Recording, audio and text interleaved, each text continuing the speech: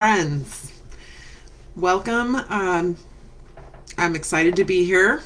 It's been a very strange week away from you guys. So, this strange week, I was had a COVID scare, sore throat and a fever. So I had to quarantine after I got tested and spent 6 days locked in my bedroom, basically. So the positive side of that is I did get two whole chapters of soft edits done, which is amazing. So I am currently inputting my edits into the computer on chapter 23, which means 22 is done. So I'm on chapter 23. I have to put in the edits for 24 as well. And then the only ones I have left to do are 25, 26, 27. So close. So close, guys. It's exciting. There's a lot of edits in this last part of the book because it's the part of the book that I edited the least amount. Because my process is I write, and if I take a break from writing, which is I commonly do, then I go back through doing edits until I reach where I stopped and then keep going, which means this front of the book gets a lot of attention and the back of the book not so much. So doing a lot of heavy edits there, but totally going to be worth it. Absolutely. So more exciting news. Let's see. Not book related, but I found out today that I am getting a promotion at work, which is super awesome. So that was exciting. And then book related, last night I had my online meeting with the Voyage Entertainment Company that tries to connect content to producers. It's super exciting. So it looks like I'm going to be moving forward. I have to write up a summary of my project, which is basically a summary of how the first few books are going to go and talking about how there's going to be like a third and fourth book. And somehow fit that into 5 to 7 pages. So that's awesome. Because they do pay producers to look at your project. It did cost a little bit of money, but it wasn't too bad. And I did vet them, so it's not like, it's not a scam, guys, not a scam.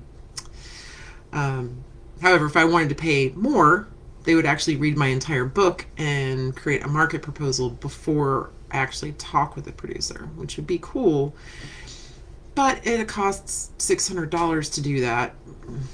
And, COVID. So, not sure that's going to be in the cards. So I have to make this like 5 to 7 page treatment like really work for me. So I'm going to do the best I can. I think that having a strong presence online and stuff will actually help because it's easy for them to find content about me and my passion on the project.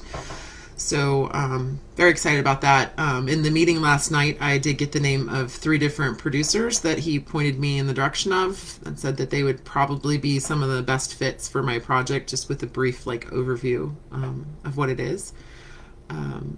One of them was really exciting too. It was Joan Mao, who she's been a producer on a lot of big projects and stuff like Olympus Has Fallen, which I did love that movie, and a few others. So it's really exciting moving forward. Hopefully, getting into the process of really seeing my absolute dream come true of seeing Blood Lily and the subsequent books either as films or a TV series. I would really love Amazon Prime or Netflix type series, would be amazing. But more to come. I will keep you guys posted and let you guys know what's going on. So super excited.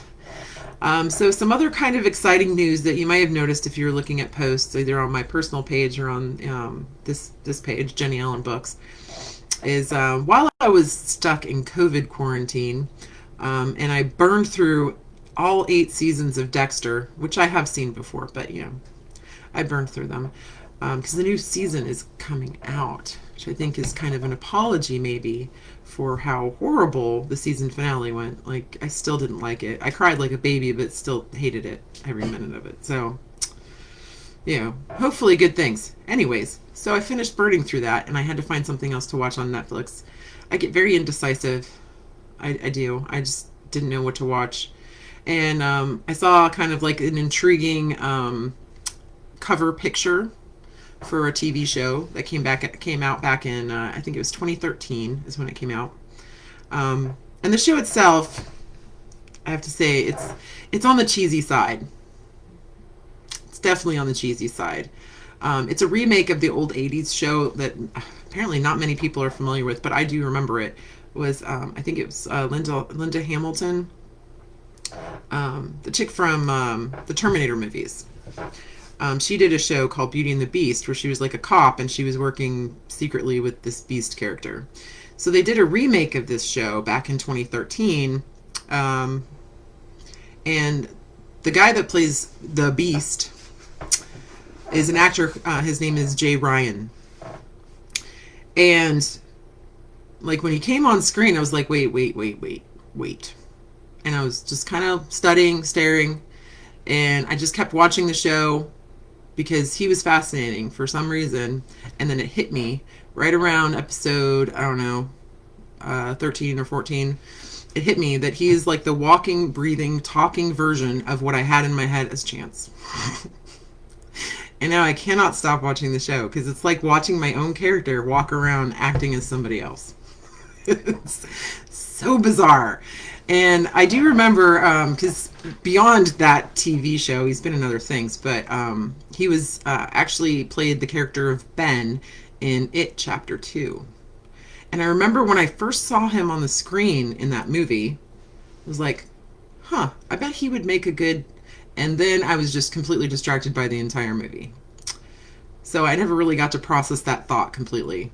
The TV show does not distract me quite as much, so I was able to see it a lot clearer. So it was interesting.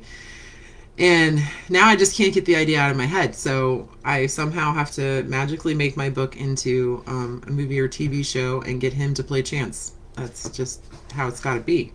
Somehow.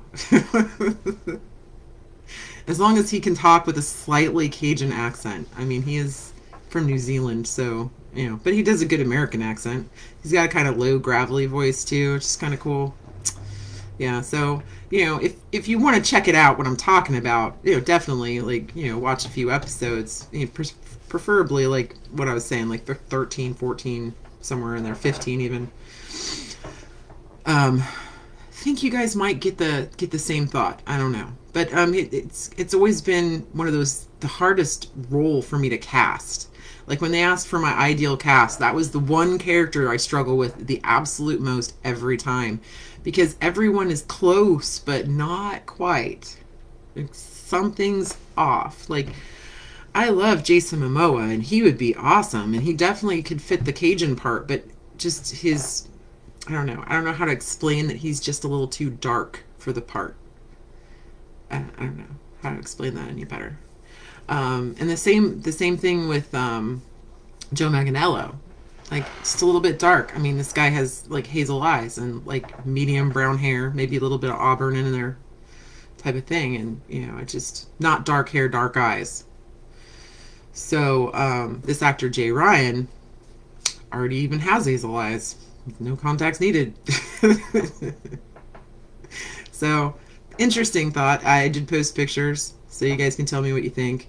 It's kind of cool. So, a lot of exciting things going on. So, my topic today was talking about genres, especially when it concerns writing. So, if you go into a bookstore nowadays, and even if you search through genres online, they're somewhat limited. They're either extremely limited or they're extremely specific. So it's kind of hard. You get lost in the shuffle, especially if you're the kind of writer that saddles multiple genres. It's kind of hard. Like, where do I put myself? I don't know. Like, do I put myself in horror? Because if I put myself in horror, yes, I have horror elements in my book. But maybe some people wouldn't read me because I'm labeled as a horror writer. Like my neighbor next door, Miss Gail, who's awesome and amazing. She does not read supernatural fiction. She does not like violent movies and books. She's not a fan of any of that, which I definitely have all that stuff in my books. However, she loved my books. She really enjoyed reading them, even though that, you know, yes, they were dark and, you know, there was places where it's violent and There's supernatural elements and stuff like that, but the strength of the story and the strength of the characters, I think, really brings a lot to the table for pretty much anyone. So that's the huge trouble, is like finding your niche, finding your genre. Um, I know, like, the genre that I write in, how I would describe it. I mean, the only thing I could really kind of say is it's kind of like supernatural crime fiction. Um, but even beyond that, like, it goes into drama and stuff like that. There's a little romance in there. There's something to appeal to many, many people. But how do you limit yourself and label yourself? And this isn't unique to me by any stretch of the imagination. Some of the authors that I read when I was, growing up, especially like when I started writing and stuff like that, that had a big influence on me, they suffered from the same problem. Like, a lot of times I'd find them in fantasy and fiction. But to me, fantasy speaks of, like, elves and ogres and orcs and stuff like that. Like, the fantasy. That's what it screams to me. But like Laurel Hamilton, who had, she had a series that had supernatural creatures in there. Her main character was a necromancer that talked to the dead. There were vampires in there and werewolves and stuff like that.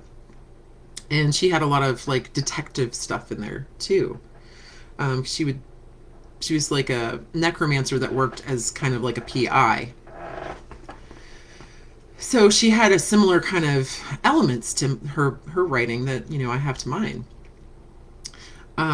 So Laurel Hamilton was one. Kelly Armstrong is another one. She's a fantastic author. She's done so much stuff. But like her main book series, that started with the book Bitten, which I actually got on like a clearance rack somewhere. Which, is kind of sad that it was on the clearance rack, because it shouldn't have been. It was an awesome, awesome book. It was a lot of fun. Dealt with vampires and stuff. And the cool part of her books was that she'd have like one or two books that centered around these characters, and then in the second book, like, other characters would be introduced, and then you'd have a couple books about those new characters that would reference the old characters, but like keep the storyline going, overall arc from a different perspective. And then she'd have a couple books from a different perspective and stuff. So you have like a mass of characters coming through together for one huge over arc, which was great. Like, it's a brilliant series, and I really enjoyed it.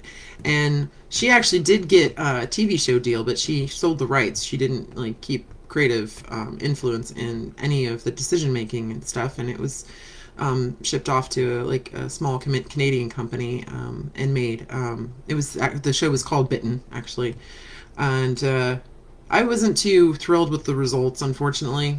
I was not a fan of the casting choices at all, but it was worth a watch. So, in that case, it's kind of interesting, but it didn't follow the whole arc, and I think it only lasted like 3 seasons. And then another one of my favorites is Kat Richardson. She does a great series, and it's kind of PI based, but it has a lot of supernatural elements in it as well, like ghosts and stuff like that too. And it's very, very cool, very cool stuff. But like, where do you put yourself? Because like I said before, the problem is if you label yourself as something, then you're limiting your work. And the problem is with genres, is that they haven't really evolved. So you have basic genres. It's like you have horror, you have romance, you have fantasy fiction, and then you have nonfiction and biographies. And that's pretty much the general consensus on genres. Now they have broken down a little bit. So now you have thrillers, which I usually mark my book under thrillers, because that's more of a umbrella category that embraces a little bit of horror, a little bit of detective type stuff in there too. Some places use the term urban fiction as well. But it's difficult to place your books, because it's all about marketing and mass appeal.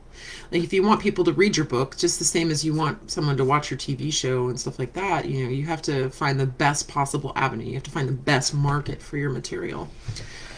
So I generally go with thrillers. But I mean, people that read thrillers may not be expecting supernatural elements or a little bit of romance in there. It may throw them off guard, and then, is that the best place for your work? So there's challenges, but it's the same with marketing. And I talked about this a lot in the meeting last night. Well, I didn't talk, but the owner of the company for Voyage talked a lot about finding the right market. As you can have the best product in the world, but if you don't find the right market for it, no one's going to see it. And it's the same with book writing. Like, you have to find the right market. So we talked too about selling copies and stuff, and why I feel like my book hasn't sold as many copies and hasn't become like a bestseller. Well, the biggest holdback there is the fact that I don't put money into advertising. I really don't. The only money I put into advertising really is making business cards and things like that. I did like kind of a grassroots thing and went to private bookstores and things of that nature. But the biggest holdback, besides the fact that I wasn't really advertising, is the fact that when I did have a publisher, it was a small rinky-dink publisher that did not make books returnable, so books could not sell in the stores. Like, they will not let your books be on the shelf unless they can return them if they don't sell. So there's a huge, huge, huge drawback, because you have all these stores and all these different places that are not going to buy your book. They're not going to have it out there for people to look at. And as far as Amazon goes and like self-publishing, you get lost in the sea of mediocrity. It's, no matter how wonderful your book is, you're flooded by other people out there publishing their books. And it's so difficult without shelling out like a good amount of money to really make a dent there. And the way that Amazon does their algorithms and stuff about like bestsellers on Amazon and number one sellers and things like that is solely based on like how many people buy it within a certain period of time. So it's difficult to make a dent there too. Especially if you're just relying on like word of mouth and things like that. Like, I mean, yes, I've sold quite a few copies, really, for someone who doesn't have advertising, doesn't have a big publisher getting big reviews or pushing it into bookstores, and your books being returnable and being able to be sold in bookstores and like Target and stuff like that. I mean, without all of that stuff, like, I've still managed to sell maybe like 1,000 copies, which is pretty good for like a rinky-dink, like independent, indie publisher. So I did also, during my COVID quarantine, speak with a new publisher that's like a kind of, it's not an on-demand publisher, but they a la carte services and things like that. So I did speak with them about possibly publishing Blood Lily. It does cost money up front, yet again, which makes it challenging, because as much as I want to have the best possible release for this book, I know people really want it at the same time. And right now is not the time for me to spend like $3,800 to get a publisher, because I have a wedding coming up in May, as long as COVID cooperates. So it's not really exactly the best financial time for me to be spending that much money. And they do break it into payments and stuff like that too, but it's a challenge. So I'm kind of on the fence. I don't really know what I want to do. I really want Blood Lily back out there, and I know quite a few people that have contacted me, and they wanted to find Blood Lily, and they said they're having trouble finding it. And I'm like, well, that's because it's out of print.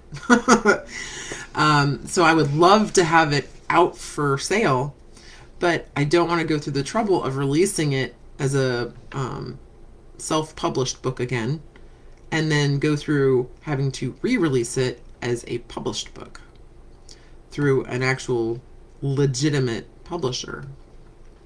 Plus, one of the other things too is, during my meeting last night, they were talking about like if a book is unpublished, which mine has already been published, so it's a little bit different. But if you're unpublished, maybe hold off, and when you speak with the producer, they might be able to, if your project really merits it, they might be able to get you in with a traditional publisher.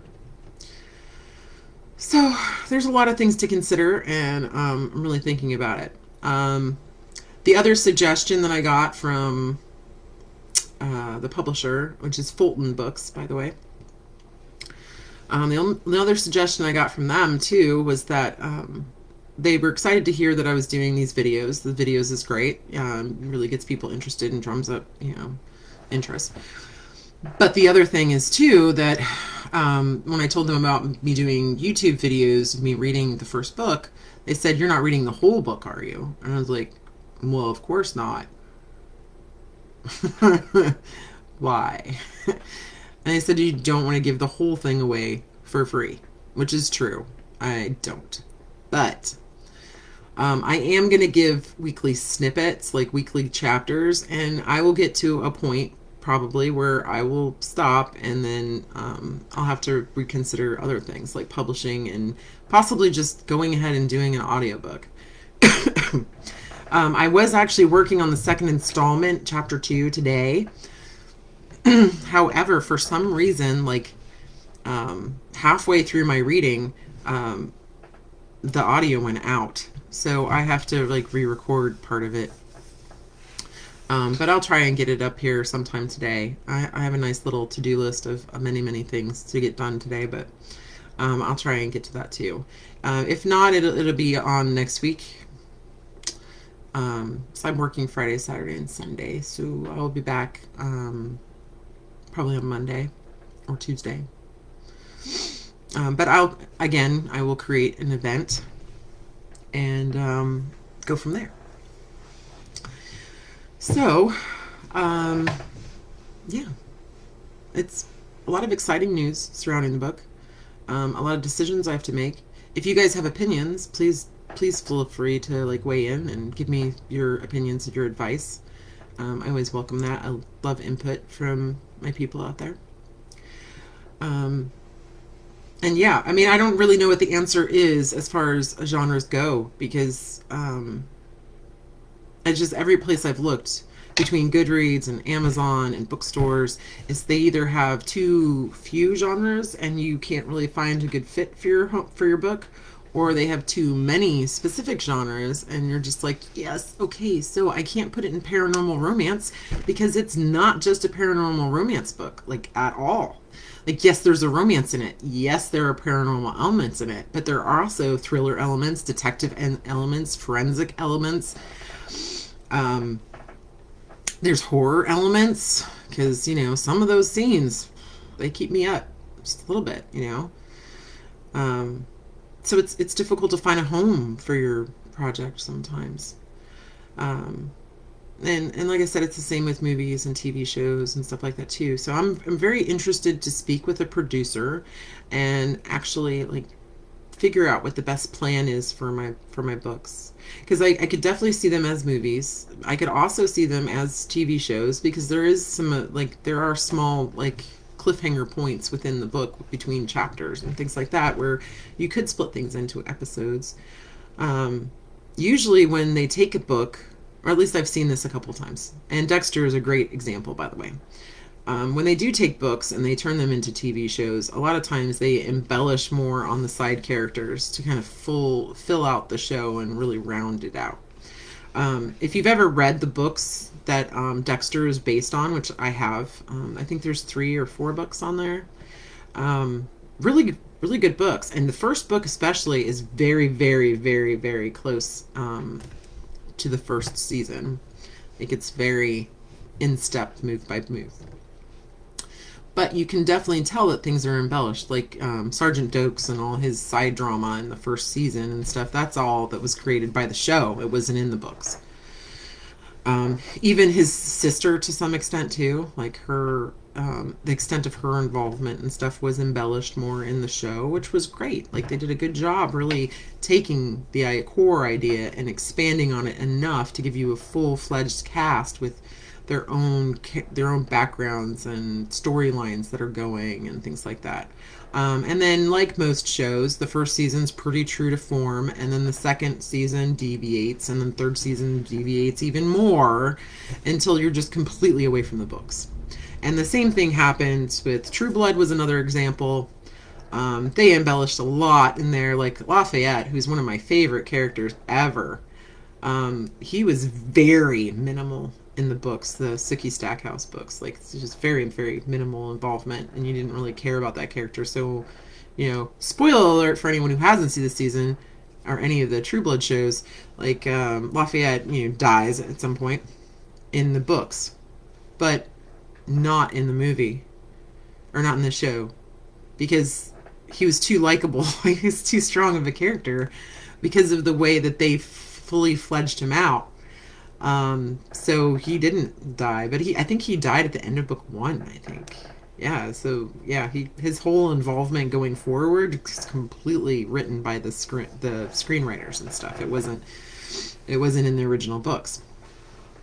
And sometimes I loved that about the show is that, it stayed true in the first season and started to slowly deviate, but they still kept the core elements from each book to each season for quite a while until it just went off the rails. And when it went off the rails completely is pretty much when they lost me.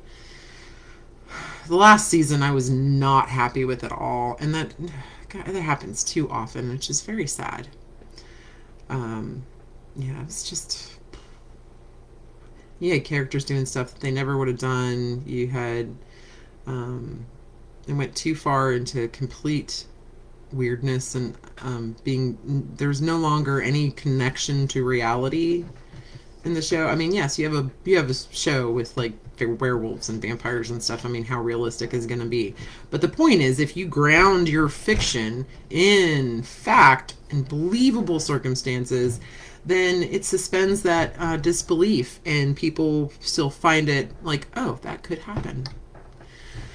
So, yeah, it's a challenge. It's a challenge modifying and keeping it fresh and original and stuff like that.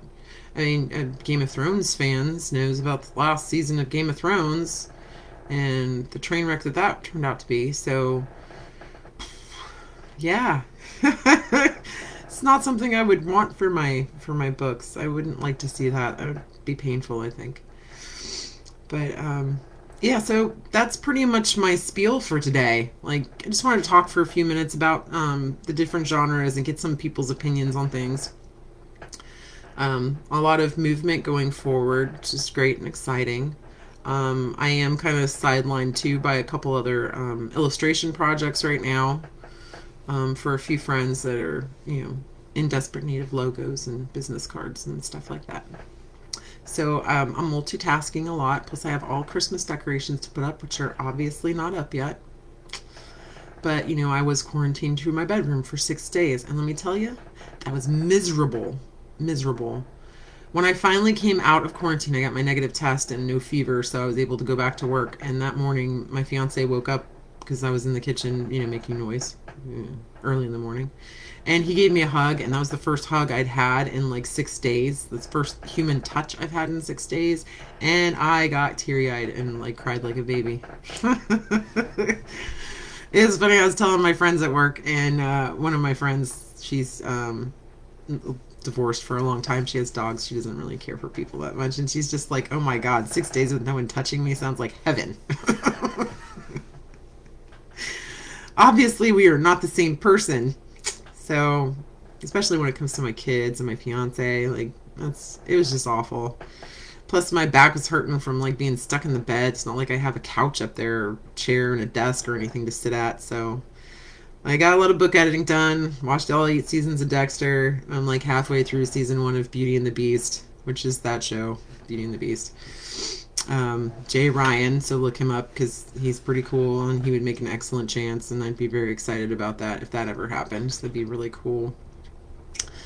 So yeah, if you guys have ideas about things you want me to talk about, if you have questions, anything about the books, anything about writing, anything about like the process that I'm going through with Voyage, that's really cool. If you have questions about Fulton, I had a nice long conversation with the agent from Fulton, and it was really, really promising. So I'm gonna see what I can do there and figure it out. And if you have questions or advice about me self-publishing versus waiting and going with Fulton, just let me know, because I love input. I love the interaction. It's always great. I'm kind of surprised to not see Joanne here saying hi. I think that's the first time since I've started doing these video chats.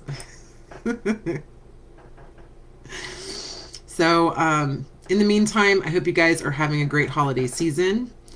I will see you back here next week. Most likely it'll be Tuesday, but I will post an event so that you guys know what's going on.